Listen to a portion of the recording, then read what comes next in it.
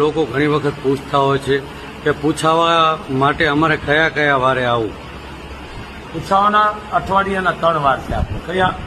ગુરુવાર, શુક્રવાર અને સોમવાર.